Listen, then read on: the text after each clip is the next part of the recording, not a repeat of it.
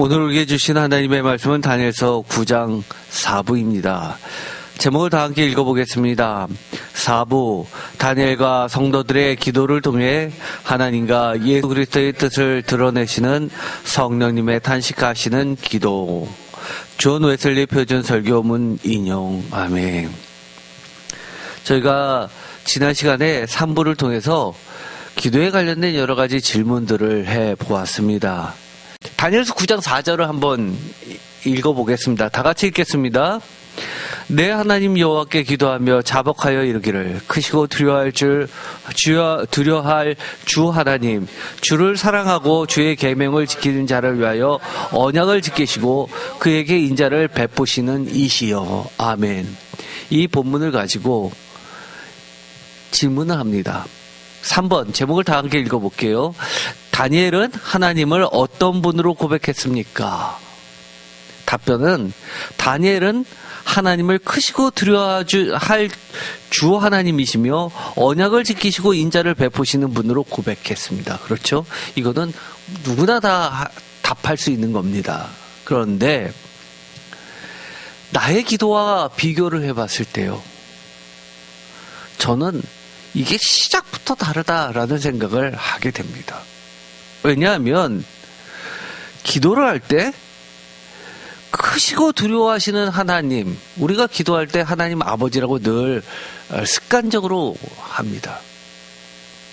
그런데 다니엘은 크시고 두려워할 주 하나님이라고 이야기합니다. 기본적으로 하나님 아버지라고 부르면서 시작하는 우리의 기도하고 근본적으로 다르죠.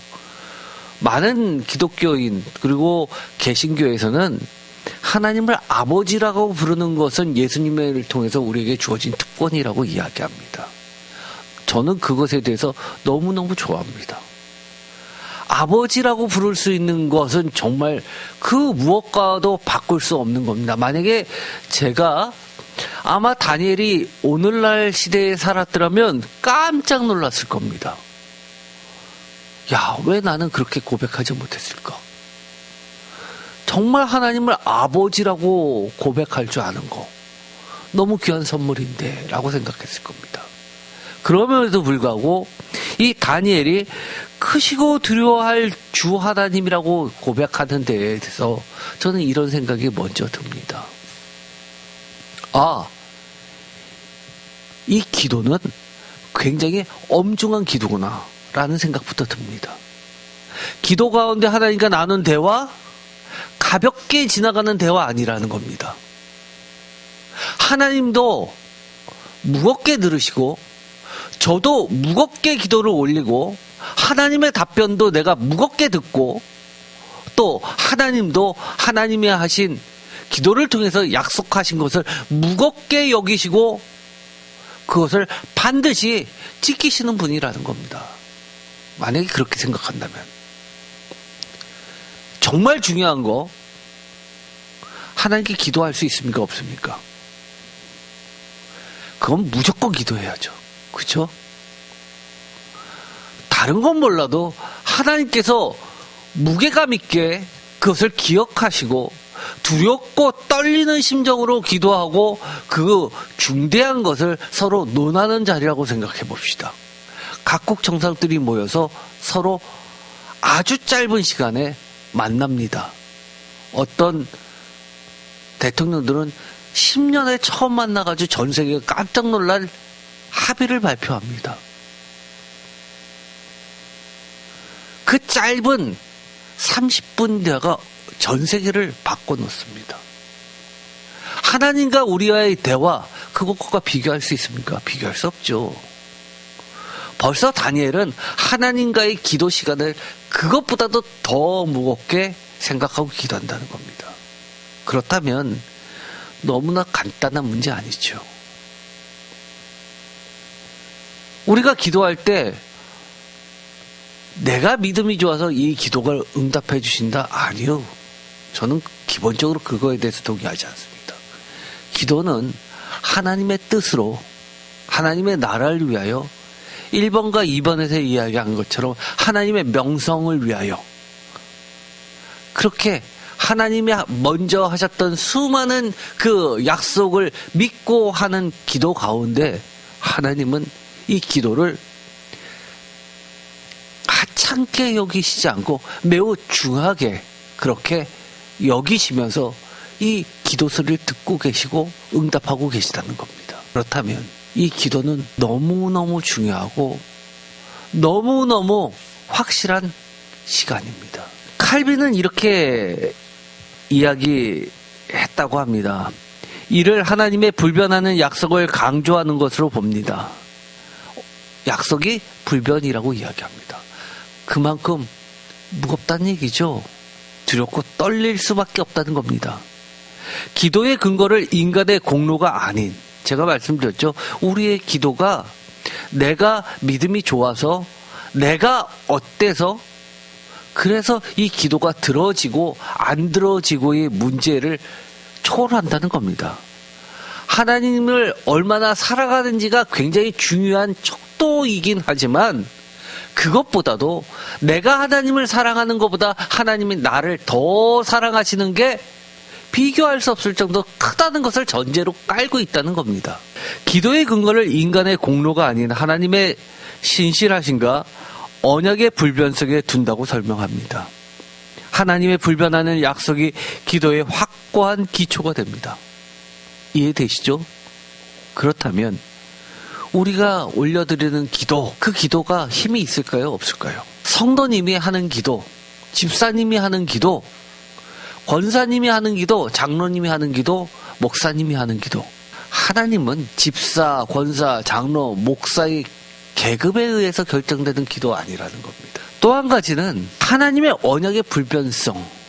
이것은 다니엘이 주의 계명을 지키는 자를 위하여 언약을 지키시고 그에게 인자를 베푸시는 이시오라는 그 앞에 주를 사랑하고 라는 말을 집어넣은 것에 대해서 우리는 주목해 볼 필요가 있습니다.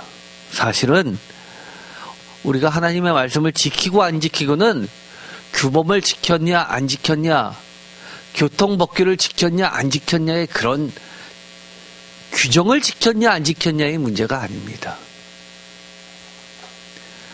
하나님과의 그 관계성, 하나님을 얼마나 사랑하는지 하나님은 느끼신다는 겁니다. 하나님이 말씀을 주셨습니다.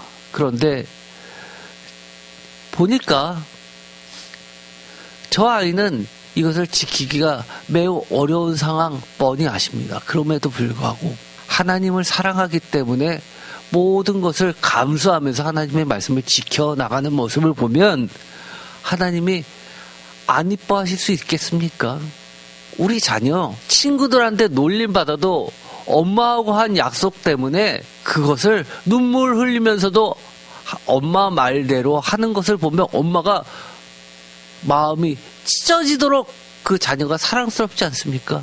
사실은 기도라는 것은 이처럼 하나님과 기도를 올리는 자 사이에 사랑의 대화라는 겁니다.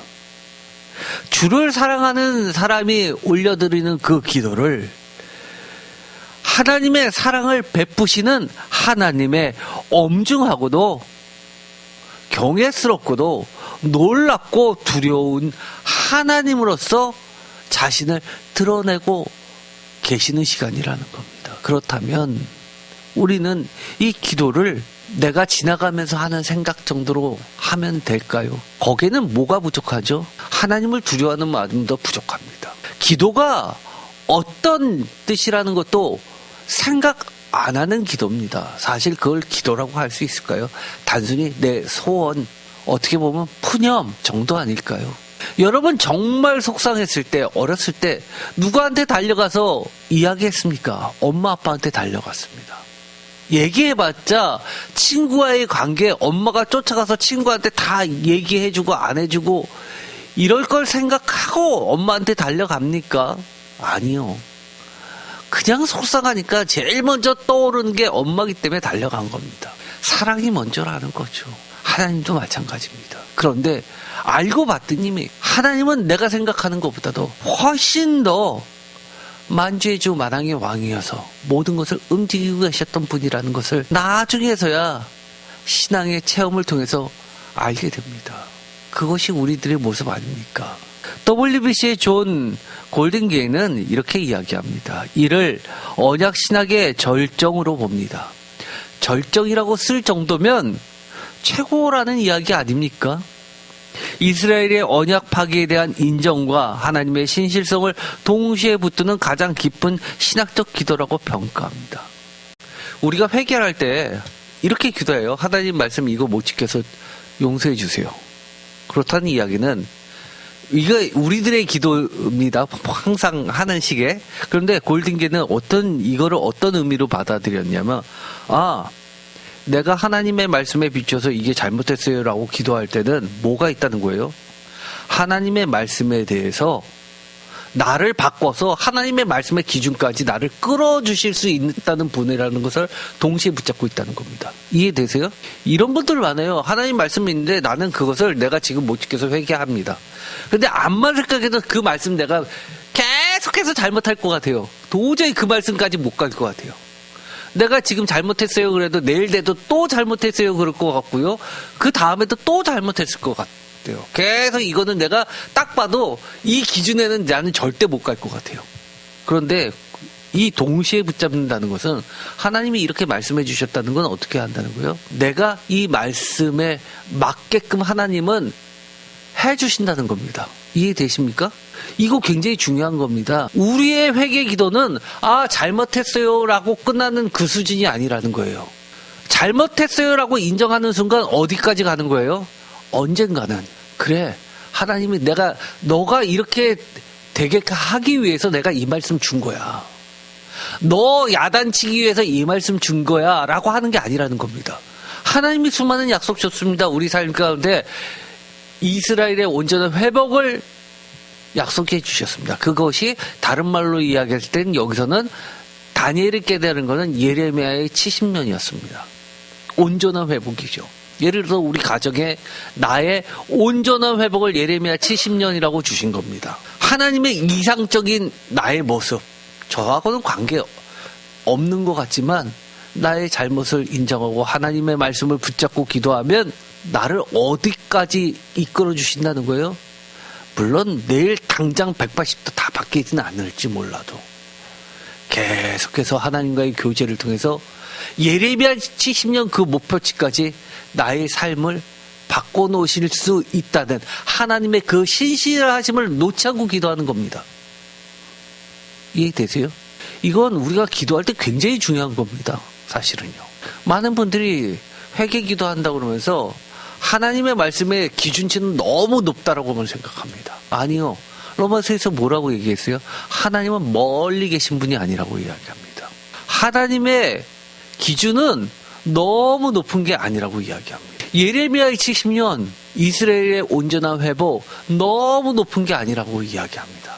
이룰 수 없는 먼 유토피아적 기준을 가지고 우리에게 이야기하시는 것이 아니라 우리가 끊임없이 하나님께 죄를 고백하고 하나님의 신실하심을 붙잡으면 그 멀고 멀게 느껴졌던 도저히 달성하지 못할 것 같은 유토피아적 그 예레미야 70년은 어느 순간 우리의 일상이 돼 있게끔 누가 만들어주세요?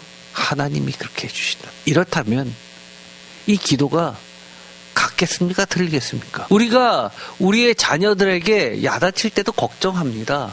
너무 야단치는 거 아니야? 너무 애 기죽이는 거 아니야? 적당히 그만둬야 되는 거 아니야?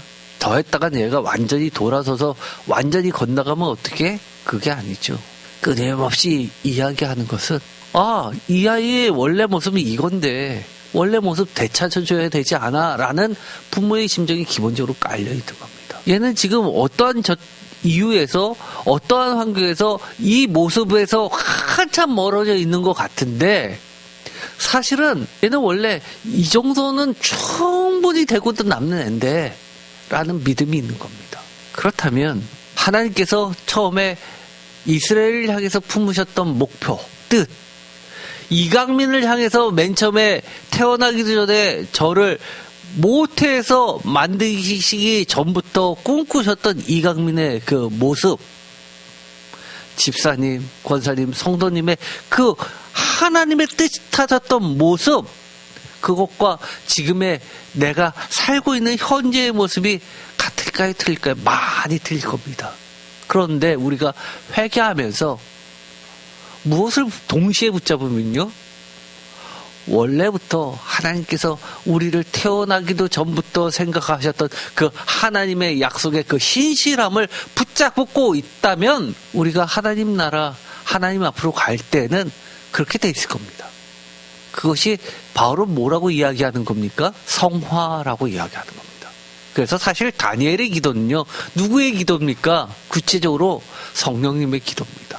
이끌어주시는 기도입니다. 이런 부분을 우리가 항상 기도할 때 놓치지 말아야 되는 겁니다. BST의 데일 랄프 데이비스라는 학자는요, 이렇게 이야기합니다. 하나님의 실패하지 않는 나라에 대한 확신을 강조합니다. 이것도 거의 표현만 달랐을 뿐이지 거의 비슷한 견해입니다. 어떻게 해요? 실패하지 않는 나라, 그것은 하나님의 나라죠. 예레미야의 70년입니다. 에 대한 확신입니다. 확신. 내가 기도했는데 나는 저거하고는 한참 못 미치니까 영원히 회개로만 끝날 것 같은 회개? 아니라는 거죠. 하나님은 분명히 그렇게 이끌시고 계시는데 그것에 대해서 내가 다가가지 못하는 것에 대한 회개일 뿐이지 나는 영원히 못 갈 것이야 라고 처음부터 주저앉아 있는 그런 기도가 아니라는 겁니다. 하나님이 땡겨주시면 그 손 붙잡고 걸어갈 수 있는 기도라는 겁니다. 기도의 동기는 포로 상태의 비참함이 아니라 하나님의 언약과 약속이 반드시 이루어질 것이라는 강력한 신뢰입니다. 아멘. 그렇죠? 우리의 회개는 나 잘못했어요 라고 하는 그런 뉘우침만의 회개가 아니라 사실은 방점이 어디에 있어요?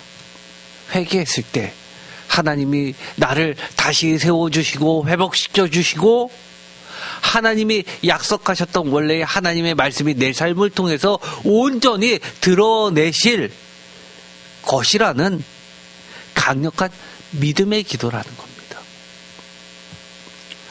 AOTC도 유명한 주석입니다. 어니스트 루카스라는 학자는 다니엘이 고난 중에도 하나님의 신실성을 확신하고 그 약속의 성취를 강구하는 믿음의 행위이자 경건한 순종을 보여준다고 설명합니다. 사실은요, 우리 기도가요, 순종인가요? 사실 순종이라고 우리가 흔히 이야기하는 순종의 범위에는 기도가 들어가 있지 않습니다. 순종이라고 했을 때 말씀을 실천한다라는 의미를 가지고 있지만 이 루카스는 이 순종의 첫걸음을 뭐로 보는 겁니까? 이 회개의 기도로부터 시작한다고 보는 겁니다. 출발점이 어디냐는 겁니다. 하나님과 말씀과 내 삶을 비교해서 보면 차이점을 알고 그 차이점이 정말 잘못됐다라는 강렬한 회개가 인정이 아니면은 우리가 앞으로 나갈 수가 없는 겁니다. 하나님의 뜻이 내 안에 펼쳐지도록 성령님께서 역사하셔도 제가 탁구로 공을 밀어내듯이 그렇게 쳐내기만 할 뿐이라는 겁니다. 사실은 이렇게 기도는요, 그 약속의 성취를 강구하는 믿음의 행위이자 경건한 순종에 해당하는 것이라 할 수 있습니다. 이 정도 되면 너무 많이 틀리죠? 저는 여태까지 회개 기도가 잘못했어요 라는 인정만이라고 생각했는데 굉장히 적극적으로 해석한 거죠.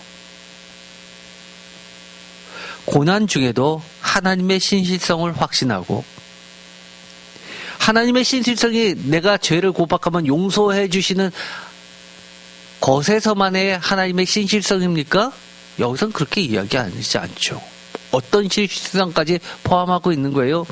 그 약속의 성취를 강구하는 믿음의 행위이자 경건한 순종까지도 포함된 하나님의 신실성이라고 이야기합니다. 잘못했어요라고 할 때 그래 용서해 줄게. 이거는 1차적인 얘기입니다. 적용점. 다 같이 한번 읽어볼까요? 우리가 기도할 때도 하나님의 성품과 신실하심을 먼저 고백해야 합니다. 하나님은 언약을 지키시는 분이시며 우리의 상황이 아무리 어려워도 그분의 약속은 변하지 않습니다. 아멘. 다른 말로 이야기하면요, 우리가 회개기도 합니다. 그것은요, 어떤 말하고도 같은 거예요. 다른 말로 이야기하는 것은요, 하나님, 제가 하나님의 말씀을 잊어버리고 이거 지키지 못했어요. 제가 하나님의 약속을 먼저 파기했다고 하나님도 그 약속 버리시면 안 됩니다 라고 도장 찍는 행위입니다. 원래 계약이라는 게 뭐예요? 하나님과의 계약은 쌍방계약입니다. 하나님이 우리에게 하나님의 약속의 말씀을 주셨어요. 계약서입니다. 제가 그 말씀을 읽고 아멘 했습니다. 계약이 맺어졌어요. 그런데 둘 중에서 한쪽이 이것을 어기게 되면 이 계약이 파기가 되는 겁니다. 그러면 하나님의 아름답고 내가 정말 원했던 그 약속이 앞으로는 안 이루어지는 거예요. 왜요? 근거가 뭐예요? 성경에 보면 그 깨지는 얘기 굉장히 많습니다. 성전 파괴, 예레미야가 성전을 파괴할 때는 예언을 할 때도 뭘 갖고 성전 파괴, 실로가 망하듯이 예루살렘 성전이 망한다고 얘기했어요. 그거는 너희들이 하나님의 언약을 파괴했기 때문이라고 그럽니다. 내가 안 지키도 하나님 말씀은 영원하다고 착각하지 마세요. 내가 하나님 말씀을 안 지키고 우습게 여기는데 하나님 왜 저한테 그 약속을 지키실 이유가 뭐가 있어요? 전혀 없어요. 이것이 기본적으로 무슨 사고예요? 신명기적 신앙이라고 하는 겁니다. 그런데 그것을 뛰어넘어서 우리가 회개하면 이런 얘기입니다. 원래는 내가 약속을 하나님과의 약속을 먼저 파기해서 계약이 없어집니다. 그럼에도 불구하고 내가 회개하는 순간 뭐라고 이야기하는 겁니까? 하나님, 이 약속 잊어버리시면 안 됩니다. 이겁니다. 하나님이 저에게 주셨던 그 약속, 제가 못나서 제가 잘못해서 파기됐다고 생각하지 마세요. 하나님은 저의 부족한 점을 알면서도 지켜주세요라고 간구하는 거나 마찬가지라는 겁니다. 이것은 굉장히 중요합니다. 다니엘은 이렇게 어떤 분으로 하나님을 인식하고 하나님께 기도를 드리고 있어요? 다시 한번 읽어볼까요? 다니엘서 9장 4절 다 같이 읽겠습니다. 내 하나님 여호와께 기도하며 자복하여 이르기를 크시고 두려워할 주 하나님, 주를 사랑하고 주의 계명을 지키는 자를 위하여 언약을 지키시고 그에게 인자를 베푸시는 이시여. 아멘. 잘못 읽으면요, 다니엘은 이렇게 기도했다고 생각을 할 겁니다. 크시고 두려워할 주 하나님, 주를 사랑하고 주의 계명을 지키는 자를 위하여서만 하나님은 그에게 인자를 베푸시는 하나님으로 우리가 잘못 읽을 수가 있다는 겁니다. 그러나 이것에는 다니엘이 어떻게 기도하고 있는 거예요? 비록 우리가 주 하나님을 크고 두려워하게 생각하지도 못하고 주를 사랑하지도 못하고 주의 계명을 지키지도 못함에도 불구하고 주를 위하여 언약을 지키시고 그에게 베푸시는 하나님이시기 때문에 우리가 죄를 회개합니다 라고 기도하는 거나 마찬가지라는 겁니다. 이제 보이세요? 여기는 그렇게 써 있지 않잖아요. 그런데 지금까지 했던 이야기들을 보면 하나님이 우리에게 주셨던 그 약속은 우리가 생각하기에 너무 크고 두려워할 정도, 경외심이 넘칠 정도로 그런 하나님이 하셨던 약속들이기 때문에 그것은 쉽게 깨질 수 있는 게 아니라는 겁니다. 내가 주께 자복하고 회개하고 하나님께 다가서는 순간 하나님의 그 인자심은 워낙 크시기 때문에 여전히 그 약속은 파기되지 않고 하나님은 지키실 그런 분이라는 겁니다. 이렇다고 믿으면 우리의 기도가 얼마나 달라질까요? 하나님 두렵죠? 그런데 무섭기만 한 하나님일까요? 전혀 그런 것 아닙니다. 무섭기도 하지만 정말 크고 두려우신 분입니다. 어떻게요? 놀랄 정도로. 아, 정말 하나님 너무 놀라우신데 설명 다 불가능한데 이렇게 되는 겁니다. 그래서 사실 이 주석은요, 신앙이 깊으면 깊을수록 주석이 이해가 됩니다. 주석을 통해서도 우리가 성경 말씀을 더 깊이 묵상할 줄 알아야 되죠. 네 번째, 다니엘서 9장 5절에서 6절 다 같이 읽겠습니다. 우리는 이미 범죄하여 패역하며 행악하며 반역하며 주의 법도와 규를 떠나 싸우며 우리가 또 주의 종 선지자들이 주의 이름으로 우리의 왕들과 우리의 고관과 조상들과 온 국민에게 말씀하신 것을 듣지 아니하였나이다. 아멘. 질문 4번. 다니엘은 이스라엘의 죄를 어떻게 고백했습니까? 어떻게 고백하고 있죠? 어떻게 고백하고 있습니까? 여러분들께서 회개 기도할 때 이렇게 회개 기도하시는 분 계십니까? 우리가 이미 범죄하여 패역하여 행악하며 반역하며 주의 법도와 규를 떠나 싸우며 우리가 또 주의 종 선지자들이 주의 이름으로 우리의 왕들과 우리의 고관과 조상들과 온 국민에게 말씀한 것을 듣지 아니하였나이다. 내가 대통령도 아닌데, 내가 국회의장도 아닌데, 이렇게 평소에 기도하는 사람 몇이나 있을까요? 목사님들이야 나라를 위해서 기도하니까 그렇게 기도하시는 분 있을 수 있습니다. 그런데 성도의 입장에서 이렇게 기도합니까? 답변 한번 먼저 읽어볼까요? 좀 이거는 먼저 답변을 좀 읽어봐야지 도움이 될 듯합니다. 다 같이 읽겠습니다. 다니엘은 이스라엘 죄를 범죄, 패역, 행악, 반역 등 다양한 표현으로 철저하게 고백했습니다. 특히 우리는 이라는 표현을 반복하여 자신을 민족의 죄에 포함시켰습니다. 아멘. 거기다가 웨슬리는 어떻게 이야기했는지까지 한번 볼까요? 웨슬리는 이를 참된 회개의 기도의 표본으로 제시합니다. 이것이 표본까지 간다는 겁니다. 그 정도로 여러분은 이 말씀이 다니엘의 기도가 대단해 보입니까? 이스라엘의 죄를 철저히 인정하고 오직 하나님의 무한한 긍휼에 의지하여 회복을 요청하는 것이 핵심입니다. 웨슬리는 진정한 기도는 자신의 무력함을 인정하고 하나님의 자비에 전적으로 의존하는 것이라고 가르칩니다. 좀 이해가 되세요? 다시 한번 볼까요? 다니엘서 9장 5절에서 6절을 다시 한번 차근차근히 읽어봅시다. 특별히 웨슬리가 했었던 부분에 대해서 우리가 이미 읽었으니까 포인트를 여기에다 맞춰보고 한번 읽어보죠. 예를 들어서 웨슬리는 진정한 기도는 자신의 무력함을 인정하고 하나님의 자비에 전적으로 의존하는 것이라고 가르칩니다. 이것이 들어갔기 때문에 참된 회개 기도의 표변까지도 본다는 겁니다. 만약에 이 부분이 빠지면 이게 그렇게 표면 모델이라고 할 정도는 아니라는 거죠. 그런데 다시 한번 말씀을 읽어볼까요? 우리는 이미 범죄하여 패역하며 행악하며 반역하여 주의 법도와 규를 떠나 싸우며 우리가 또 주의 종 선지자들이 주의 이름으로 우리의 왕들과 우리의 고관과 조상들과 온 국민에게 말씀한 것을 듣지 아니하였나이다. 아멘. 제가 전에 우리라는 말을 통해서 여기에는 뭐가 들어가 있다고 그랬죠? 공동체의 기도니까 나 빼고 전부가 아니라 나를 포함해서입니다. 어떻게 보면 내가라고 기도하는 거라고 얘기를 했습니다. 거기까지 이미 우리는 나갔습니다. 얼마나 감사한지요. 그런데 나의 죄를 고백하면서 뭐라고 이야기하냐면 이미 범죄하였습니다. 범죄를 철저하게 회피하지 않습니다. 조건 달지 않습니다. 이래서 저랬어요, 저래서 저랬어요 그러지 않습니다. 이미 범죄하였다 단정합니다. 내가 범죄하였다는 사실에 대해서 핑계거리 찾지 않습니다. 우리 기도할 때요, 회개한다고 그래서 이래서 못하고 저래서 못하고 그럴만 했기 때문에 라고 하는 것들 굉장히 많죠.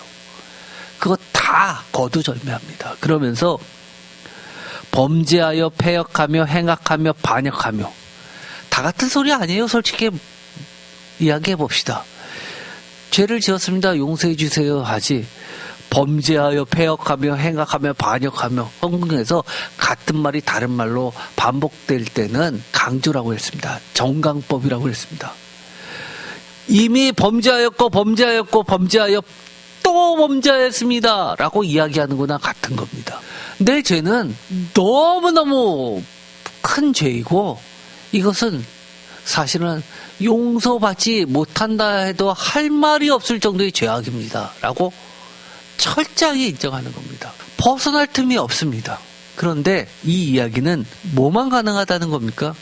그러나 우리의 죄가 아무리 주홍빛처럼 검다 해도 하나님께서는 용서해 주실 수 있는 분이라는 신뢰를 담고 있는 겁니다. 제가 단순히 거짓말 정도 한 거 하나님 용서해 주실까요? 제가 도둑질한 거 그 정도 용서해 주실 수 있을까요? 제가 누구를 상해 입힌 거 의도적으로 하나님께서 용서해 주실 수 있을까요? 더 나아가서 더 큰 죄. 나에게 있어서는 어떤 건 용서할 만한 죄, 어떤 건 용서할 수 없는 죄가 아니라는 겁니다. 하나님의 법도와 규례를 떠났으면 이것은 살인죄나 마찬가지고 오히려 더 하나님 앞에서는 더 큰 죄라는 것을 전제하고 있는 겁니다. 하나님 말씀 무시하면 하나님도 나를 무시하는 거 당연하잖아요. 주의 법도와 규례를 떠났사하며 거기다 이렇게 이야기합니다. 우리가 또 주의 종 선지자들이 주의 이름으로 우리의 왕들과 우리의 고관들과 조상들과 온 국민에게 말씀한 것을 듣지 아니하였나이다. 우리는 이렇게 이야기할 수 있어요.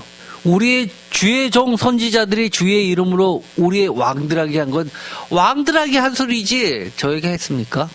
그걸 왜 저한테 따지십니까? 이렇게 이야기할 수 있는 겁니다. 이런 것들 없어요? 우리 기도할 때 보면 아유 하나님 믿는다고 회개한다고 뭐 그런 것까지 회개해야 되냐고 하는 것들 많습니다.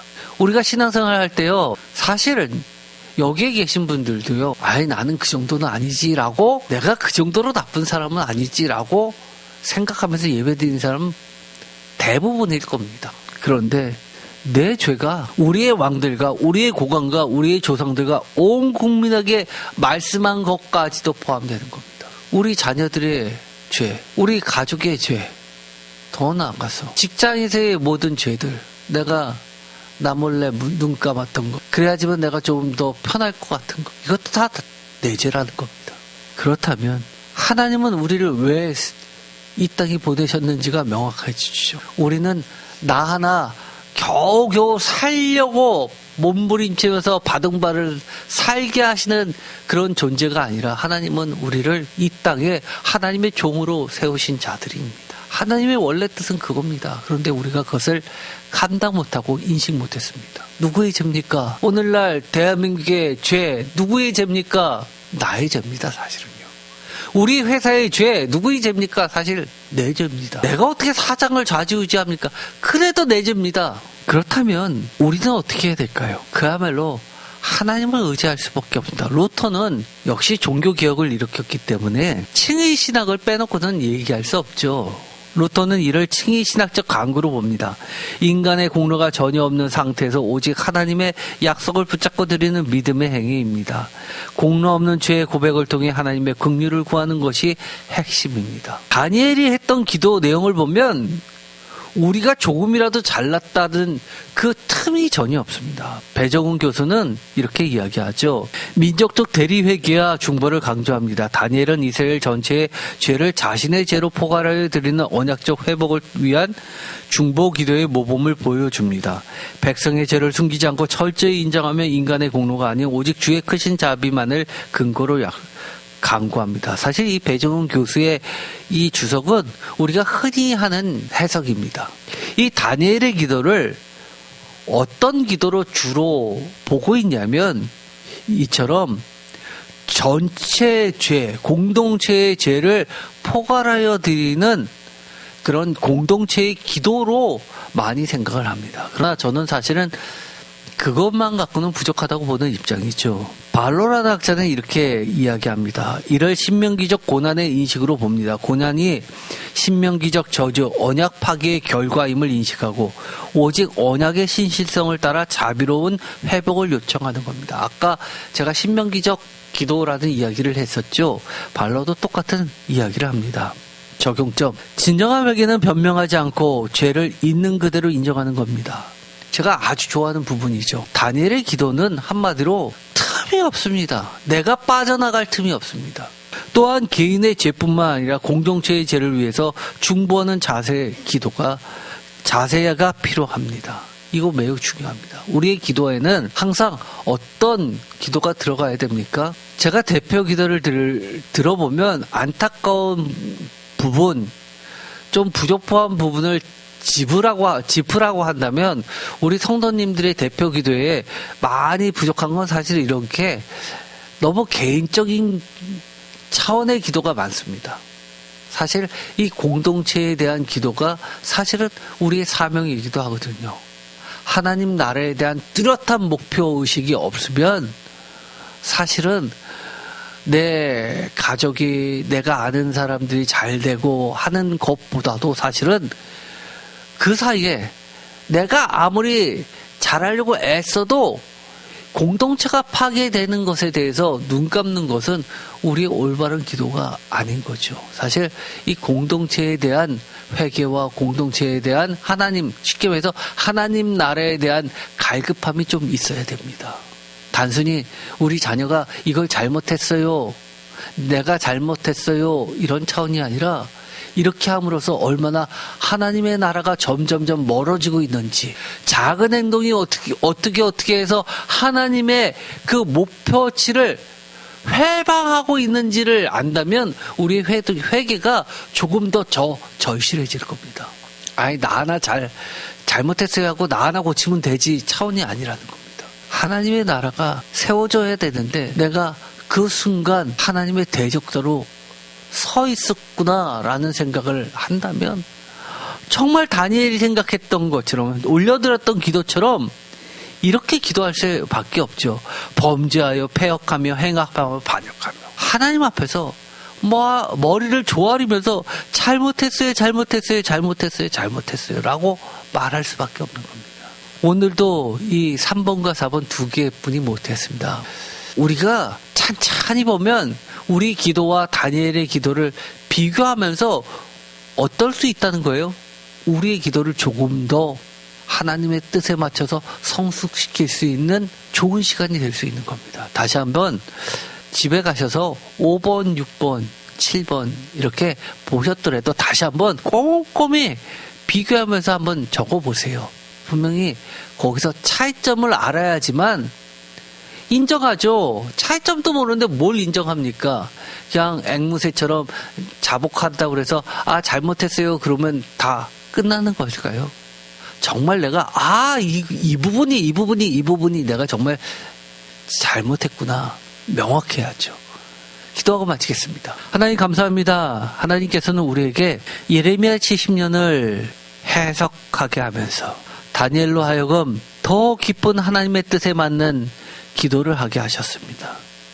다니엘의 기도를 통해서 우리 자신도 다니엘의 기도처럼 하나님의 나라와 하나님의 명성과 하나님의 뜻에 맞는 기도를 할 수 있게 이끌어주고 계십니다. 그 얘기는 하나님께서 우리를 향하신 그 계획이 조금 더 틀어짐이 없이 아직도 유효하다는 하나님의 비전과 사랑을 보게 합니다. 하나님의 약속을 믿고 우리의 잘못을 회개하고 공동체의 잘못을 회개하고 철저히 낮아지고 철저히 회개하고 반면에 크고 두려우신 하나님, 중요하게 생각하시고 엄중하게 우리의 기도를 들으시고 또한 엄중하게 하나님의 언약의 말씀들을 이양하고 지키시고 또 이끌어주시는 하나님을 신뢰하고 믿고 기도할 수 있게 하여 주옵소서. 우리가 꿈꿉니다. 언젠가 우리의 삶이 예레미야의 70년의 그 완성된 회복된 우리의 모습이 되기를 꿈꾸고 있습니다. 지금은 멀게만 느껴지지만 하나님은 반드시 하나님의 이름을 걸고 하나님의 신실하심으로 세워주실 줄 믿습니다. 우리가 그런 하나님을 믿고 끝까지 기도하면서 순종하면서 나아가게 하여 주옵소서. 예수 그리스도의 이름으로 기도드립니다. 아멘.